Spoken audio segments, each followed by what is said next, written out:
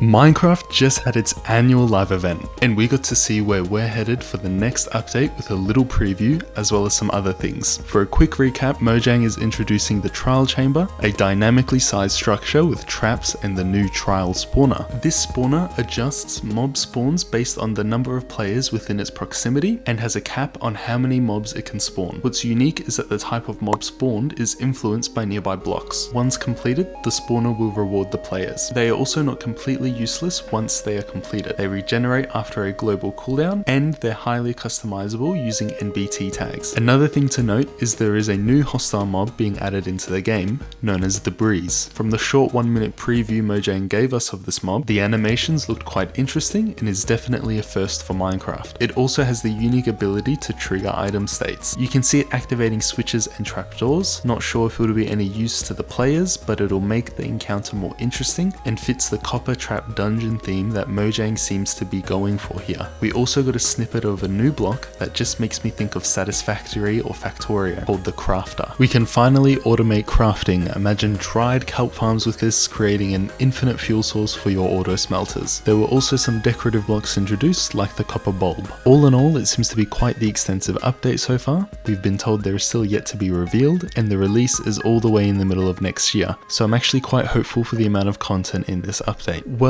what now? What's Mojang's plan for the next update and the next few years of updates? I don't actually have those answers here today, so instead I'll talk about some wants and predictions. We know next year's update is going to be big, and Mojang's got something planned for us, as it is Minecraft's 15th anniversary. Can I just say, above all else, please can we get an end update with the same treatment as the Nether update? Some new biomes, new items, new blocks, new mobs, post-Ender Dragon content. I know some people might not agree with having too much content after completing a dimension literally called the end, but I think it's something we need, as the dimension feels like a complete as soon as possible to get elytra and move on with your life. The Enderman is the most interesting mob to me, and I'd love to see more from them. I know Minecraft isn't a game for lore or expanding on the setting, as it's meant to be up to each player's own interpretation, but seeing some new structures or monuments in the end islands would not only make it look 1,000 times better, but it would also make it more enjoyable to explore. If you're looking for a modded alternative until Mojang adds their own update, I highly recommend Better End or Nullscape. But honestly, after an end update, anything's up for grabs. An ocean update with new mobs and structures, maybe a more fleshed out underwater mining mechanic, Badlands update, which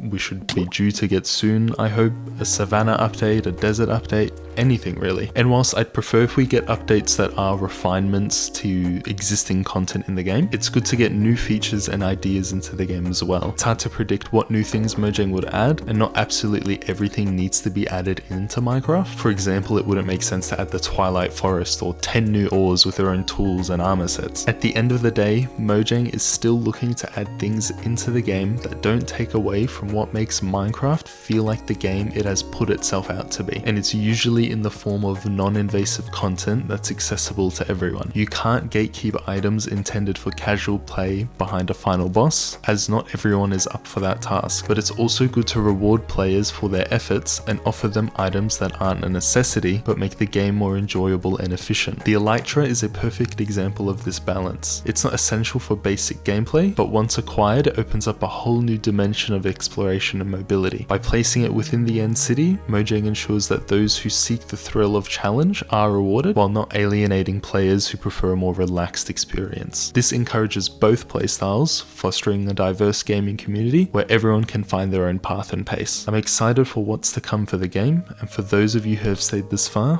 what are you excited to see from Minecraft? Comment below your thoughts, and whilst you're down there, leave a like and subscribe if you enjoyed this video.